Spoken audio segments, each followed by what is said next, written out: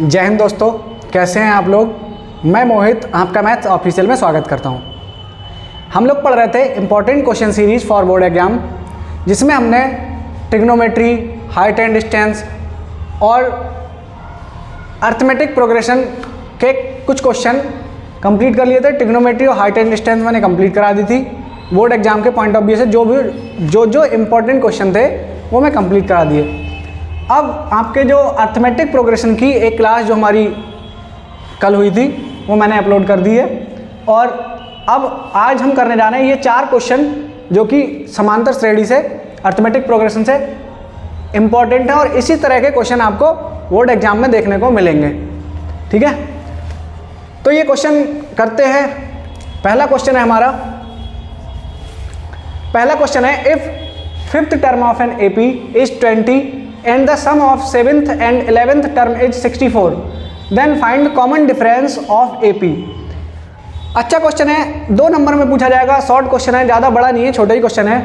क्या रहे हैं, ये कह रहे हैं फिफ्थ टर्म ऑफ AP, मतलब अगर कोई समांतर श्रेणी का 5वां पद 20 है और 7वें पद और 11वें पद का योग जो है वो 64 है, तो हमको निकालना है कॉमन डिफरेंस, समान इसका सार अंतर निकालना है हमको। ठीक है, तो कैसे करेंगे, यहां से लिखेंगे given fifth term is equal 20 है। अब फिफ्थ टर्म है 20, तो जो इसका nth टर्म होता है वो क्या होता है, वही जो AP का nth टर्म होता है वो होता है A plus n minus 1 into D. तो इसलिए जो फिफ्थ टर्म है वो हमारी क्या होगी, वो होगी A plus 4D is equal 20। ठीक है, इसको मैं इक्वेशन नंबर 1 कह दूंगा। ये तो समझ में आया होगा भाई। फिफ्थ टर्म क्या होगी, A plus 5 minus 1 into D. अब ना तो हमें A पता है ना D पता है, तो हम थोड़ा सा धैर्य रखेंगे और आगे बढ़ते हैं क्वेश्चन में। आगे हमसे बोला है sum of 7th and 11th term is 64। हमसे बोला है and 7th term plus 11th term is equal 64, ये हमसे बोला है। तो हम कैसे करेंगे, 7th टर्म क्या होगी, 7th टर्म होगी A plus 6D plus 11th term क्या होगी, ये होगी A प्लस 10D। कैसे, फार्मूला लग जाएगा nth टर्म का, A plus n minus 1 into D से, और ये होगा 64। यहाँ से अगर हम सॉल्व करेंगे A प्लस A कितना होता है 2A प्लस ये 6D प्लस 10D कितना होगा, ये हो जाएगा 16D इज इक्वल 64। अब इसको हम 2 से डिवाइड भी कर सकते हैं, तो बन जाएगा A plus 8D is equal 32। इसको इक्वेशन नंबर 2 कह देंगे। इक्वेशन नंबर 1 और इक्वेशन नंबर 2 से हम A और D की वैल्यू निकाल सकते हैं, लेकिन हम A की वैल्यू क्यों निकालेंगे भाई, हमें तो केवल कॉमन डिफरेंस चाहिए, तो हम D की वैल्यू निकालेंगे। और D की वैल्यू निकालने के लिए हमें A एलिमिनेट करना होगा। अब चाहे एलिमिनेशन मेथड लगा दो या सब्स्टिट्यूशन मेथड लगा दो। तो एलिमिनेशन से करते हैं, ये इक्वेशन इसके नीचे रख दो, A plus 4D is equal 20, और माइनस कर दो, minus minus minus, sign change हो जाते हैं जब माइनस करते हैं, तो ये शहीद हो जाएंगे। यहाँ मिलेगा 8 में से 4 जाएगा तो मिलेगा 4D इज इक्वल 12, और D इज इक्वल आ जाएगा 3। तो इसलिए जो कॉमन डिफरेंस है वो कितना होगा, 3। कॉमन डिफरेंस 3 हो जाएगा। ठीक है, तो इस तरह से ये पहला क्वेश्चन था। इसी तरह के इसी पर बेस्ड क्वेश्चन आपको मिल सकता है। ठीक है, आगे बढ़ते हैं अगले क्वेश्चन की तरफ। सेकंड क्वेश्चन है, अच्छा क्वेश्चन है।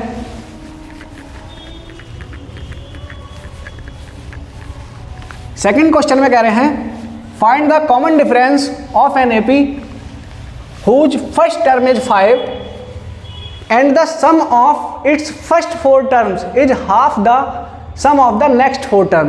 बहुत ही अच्छा क्वेश्चन है, पूछा गया है ये बोर्ड में 2012 और 2017 में, शायद CBSE बोर्ड में। तो ये find the common difference of an AP whose first term is 5 and the sum of its first 4 terms is half the sum of the next 4 terms।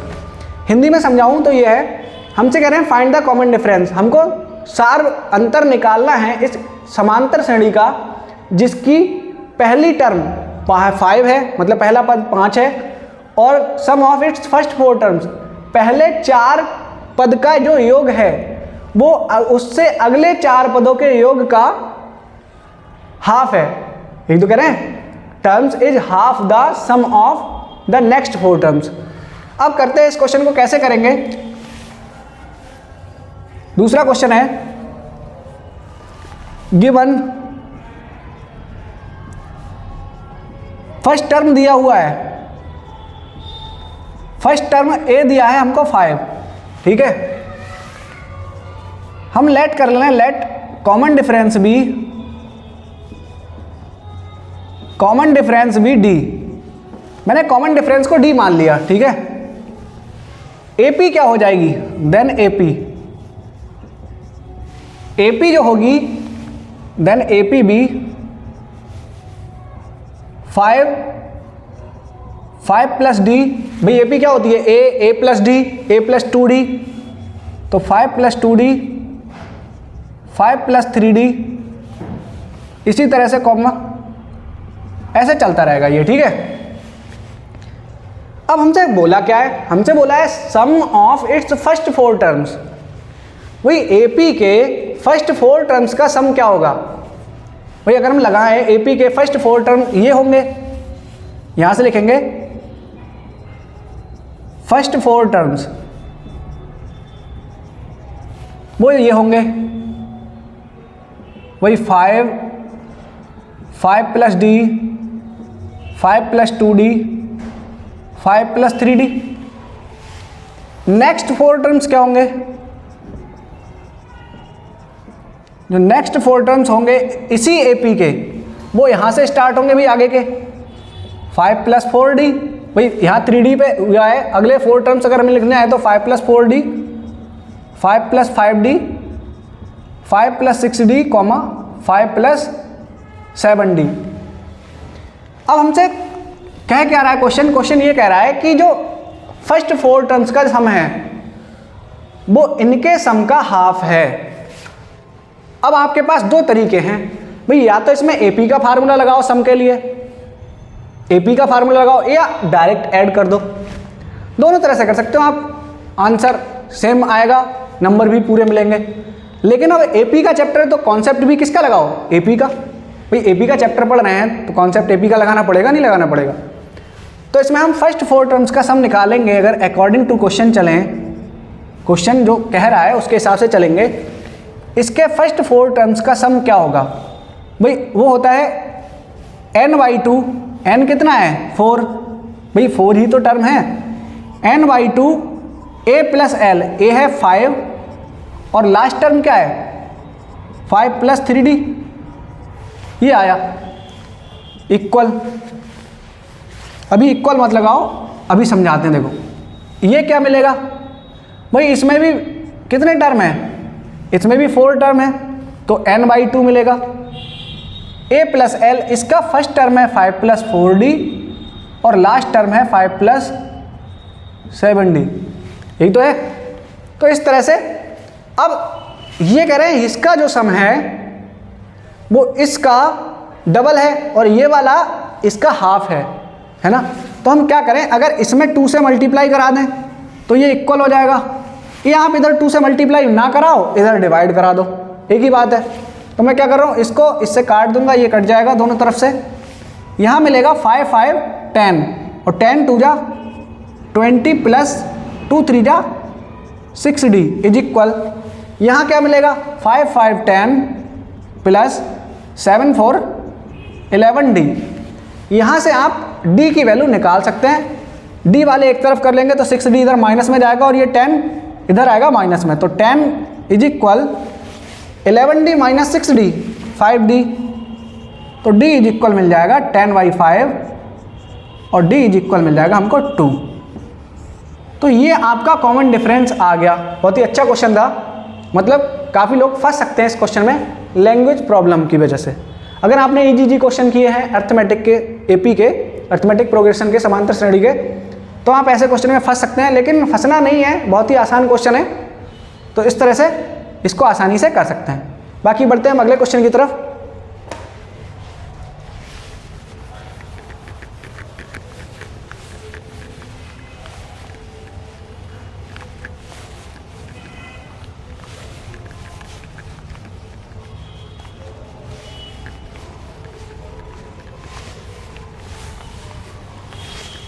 अगला क्वेश्चन है, solve the equation for x 1 + 4 + 7 + 10 plus and so on plus last term दी है x is equal 287। मतलब इनका जो सम है वो 287 है, तो हमको x बताना है क्या होगा। अभी देखो ये सीरीज क्या है, 1 + 4 + 7 + 10, 3 ऐड हो रहा है, मतलब ये AP बन रही है। क्या बन रही है? AP। अब AP का सम दिया है हमको 287, यही तो दिया है। अब पहले तो हमें ये निकालना पड़ेगा भाई इसमें कितने टर्म हैं। यहाँ से अगर हम निकालेंगे A कितना है 1, क्वेश्चन नंबर 3 है, AP दी है 1 + 4 + 7 + 10 plus and so on plus x is equal to 87। बहुत ही अच्छा क्वेश्चन है ये, लॉन्ग में पूछा जाएगा 4 नंबर में या 5 नंबर में। अब जैसे इसमें हमें a कितना मिलेगा, यहाँ से a है हमारा 1 और d है हमारा 4 - 1 7 - 4 10 - 7, ये सब 3 मिलेगा, यही तो मिलेगा। और जो लास्ट टर्म है l है x, l क्या है x ही तो है। अब यहाँ से आपको x की वैल्यू निकालनी है, तो निकालेंगे कैसे? वही हमें पता है ये सम दिया है इतना है, तो पहले तो आपको n निकालना पड़ेगा कि इसमें टर्म कितने हैं। n कैसे निकालते हैं वो देखो, नाउ भाई n अगर हम निकालेंगे तो मैंने बताया था n का जो फार्मूला होता है वो होता है l - a अपॉन d + 1। तो अगर हम नंबर ऑफ टर्म्स निकालेंगे तो l कितना है x -1 अपॉन d है हमारा 3 और +1, यही तो आएगा। इसको थोड़ा सॉल्व करूंगा मैं, बनेगा x - 1 + 3 अपॉन 3, ये आ जाएगा x + 2 अपॉन 3। ये हमारी नंबर ऑफ टर्म्स आ जाएंगे n की वैल्यू, ठीक है। ये n आया, मतलब इतने नंबर ऑफ टर्म्स हैं इस सीरीज में। अब हमें निकालना है इनका सम। देन Sn क्या होता है भाई? Sn होता है n/2 a + l, मतलब first term plus last term. यहां से अगर हम निकालेंगे n की वैल्यू ये है, तो x + 2 अपॉन 3 है ये। अब 3 2 जा कितना होगा भाई, 2 ये है 3 ये है, तो 6। यहाँ है a है हमारा 1, l है x, तो 1 + x, यही तो है। ये हमारा ये आया, लेकिन Sn की तो हमको वैल्यू दी है भाई। Sn हमारा कितना है 287, तो यहाँ पर Sn की वैल्यू लगा देंगे 287 इज इक्वल, ये मिलेगा हमको x + 2 और x + 1 अपॉन 6, यही तो मिलेगा। 6 से इसकी प्रोडक्ट करानी है भाई, हमें 6 से इसकी प्रोडक्ट करानी है, तो कराते हैं प्रोडक्ट। क्या बनेगा,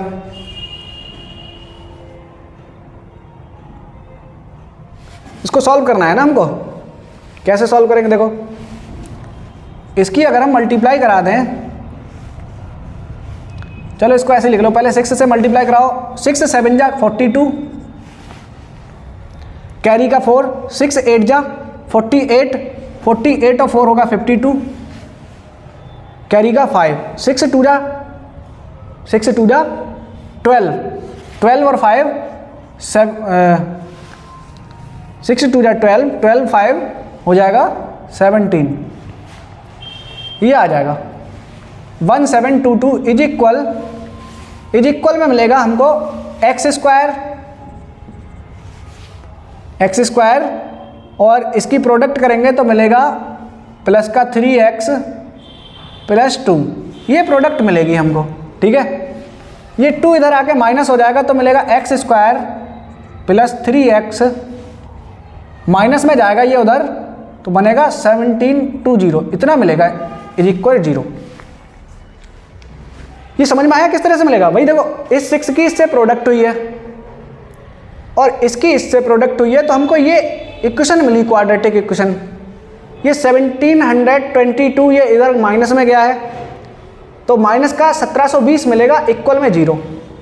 अब हमें इसके फैक्टर करने हैं। क्या करने हैं? फैक्टर।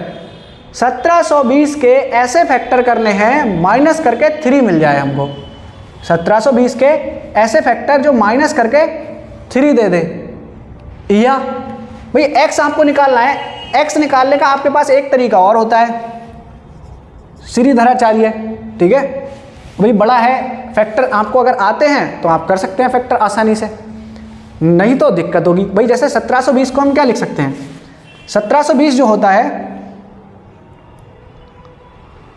जैसे 172 के अगर आप फैक्टर करो, ठीक है, 172 के, तो ये बनेगा 86। भाई अगर इसे हम 86 2 जा लिख लें, क्या लिख सकते हैं? इसके अगर हम फैक्टर करेंगे तो कैसे होंगे वो मैं बता रहा हूँ आपको, हिंट दे रहा हूँ। 1720 के अगर फैक्टर करने हैं हमको तो 1720 को क्या लिख सकते हैं? भाई इसको अगर 2 × 10 कर लें तो ये 20 हो गया, 20 से इसको डिवाइड कर दो तो ये आएगा 28 जा 160, 86 आ जाएगा, ठीक है, इस तरह से। अब इसको और भी कर सकते हैं हम। भाई इसको क्या कर सकते हैं हम? इसको लिख सकते हैं 43 × 2, 2 2 जा 4 और 10 4 जा 40, तो 40 × 43, ये इसके फैक्टर मिल जाएंगे आसानी से, वरना आप श्रीधराचार्य लगा सकते हो। तो जिसके फैक्टर होंगे वो होंगे x square plus 43x minus 40x minus 1720 equal 0, ये मिल जाएगा, ठीक है। यहाँ से इसको सॉल्व करेंगे तो मिलेगा एक्स स्क्वायर, एक्स कॉमन ले लो, यहाँ से क्या कर लो, एक्स कॉमन लेंगे तो मिलेगा एक्स प्लस 43 माइनस का यहाँ से 40 कॉमन लेंगे तो मिलेगा x प्लस 43 इक्वल 0। यहाँ से x प्लस 43 तो दोनों से कॉमन है और ये मिलेगा x माइनस 40 इक्वल 0। अब x की दो वैल्यू मिलेंगी, एक मिलेगी x इज इक्वल माइनस 43 और एक मिलेगी 40। तो जो x इज इक्वल माइनस 43 है वो तो वही, कभी भी ये सीरीज किस में चल रही है? प्लस में, तो x की वैल्यू माइनस कैसे हो सकती है भाई? तो ये तो नॉट वैलिड होगा, तो x की वैल्यू कितनी आएगी? 40। तो यहाँ से लिखेंगे इसलिए x इज इक्वल 40। ये आपका इस क्वेश्चन का आंसर है, मतलब x की वैल्यू आपकी कितनी आएगी? 40। तो समझ में आया किस तरह से इस क्वेश्चन को करना था। अब यही क्वेश्चन कॉम्प्लिकेटेड हो सकता था अगर यहाँ पर आपको फैक्टर नहीं आते। तो फैक्टर निकालने का मैंने आसानी से तरीका बताया कि आप इसके प्राइम फैक्टराइजेशन कर लो, इसको तोड़ लो। अगर डिफरेंस छोटा है तो बड़े बड़े नंबर में टूटेगा और डिफरेंस ज़्यादा लाना है तो एक नंबर बड़ा होगा, एक नंबर छोटा होगा, ठीक है। तो इस तरह से ये क्वेश्चन हमने कंप्लीट किया। अब बढ़ते हैं अगले क्वेश्चन की तरफ, जो इस वीडियो का लास्ट क्वेश्चन है।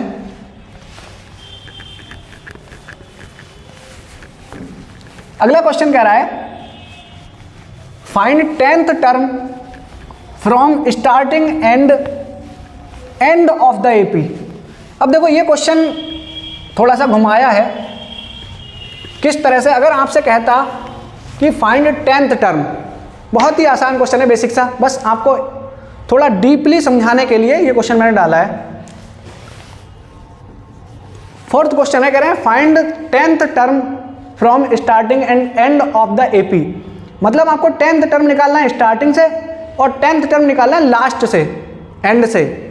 दिया क्या है भाई? ए दिया है हमको 4, डी दिया है हमको, चाहे 14 में से 9 माइनस कर लो, चाहे 9 में से 4 माइनस कर लो, आएगा 5। डी हमको 5 दिया है।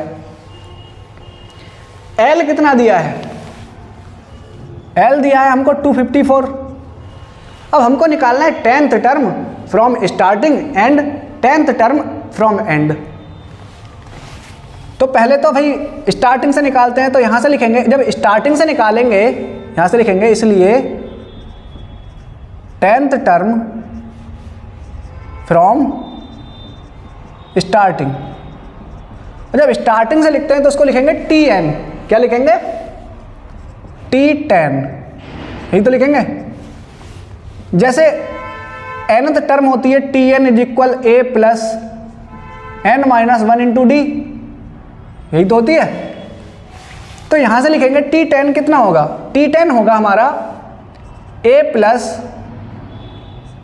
10 माइनस 1 इंटू डी, ये आएगा। a की वैल्यू लगा देंगे, a की वैल्यू 4 है, प्लस 9 इंटू डी, डी है हमारा 5। 9 5 जा 45, 45 और 4 49 इसका आंसर। मतलब स्टार्टिंग से जो 10th टर्म होगी वो तो ये आ गई T10 49। अब हमें निकालना है एंड से। एंड से कैसे निकालेंगे भाई? एंड से जो 10th टर्म है वो कैसे निकालोगे? उसको लिख ले रहे हैं L10। अब L10 क्या होगा भाई? इसके लिए A क्या होगा? ये भाई अगर यहां से देखोगे तो फर्स्ट टर्म ये होगी, लास्ट से A कितना मिलेगा? ये मिलेगा A की वैल्यू, तो उसको बोलते हैं L लास्ट टर्म। अब अगर इधर से सीरीज इंक्रीज हो रही है तो इधर से डिक्रीज हो रही होगी, सीधी बात है भाई। ये 254 है, इससे पहली वाली टर्म कितनी होगी? 251, 251। तो कैसे हम निकालेंगे? तो यहां पर आ जाता है L10। जब लास्ट से पूछता है तो इसके लिए फार्मूला होता है L minus n minus 1 into D. क्या फार्मूला होता है? L10 is equal L minus n minus 1 into D. L तो एक ही तरह ही ट्रीट होता है, लेकिन जो माइनस कहाँ से आ गया? ये माइनस इसलिए आ गया कि यहाँ पर जो D होता है कॉमन डिफरेंस वो प्लस का होगा, लेकिन उधर से जब हम आएंगे तो उधर से D माइनस का होगा। अब अगर D माइनस का लगा दें अगर हम यहाँ पर, तो माइनस प्लस माइनस हो जाएगा, तो इसलिए ये फार्मूला माइनस में बन जाता है। समझ में आया? ठीक है, यहाँ पर वैल्यू लगा दो। L की वैल्यू है 254 माइनस n माइनस 1। n की वैल्यू तो भाई 10 ही है, क्योंकि लास्ट से भी 10th टर्म पूछा है हमसे, तो 10 माइनस 1 इंटू डी, डी है हमारा 5। तो यहाँ से आ जाएगा 254 माइनस 9 5 जा 45। तो 45 माइनस होगा 254 में से। अब 254 में से 45 माइनस होगा तो मिल जाएगा हमको 209। ठीक है, ये हमारा लास्ट से 10th टर्म आ जाएगा। बस इसी समझाने के लिए, इतना समझाने के लिए मैंने ये क्वेश्चन डाला था। तो उम्मीद है आपको एपी का चैप्टर काफ़ी क्लियर हो गया होगा। ठीक है, और जिस क्वेश्चन में आपको दिक्कत हो आप मुझे भेज सकते हैं। ये मेरा व्हाट्सएप नंबर है,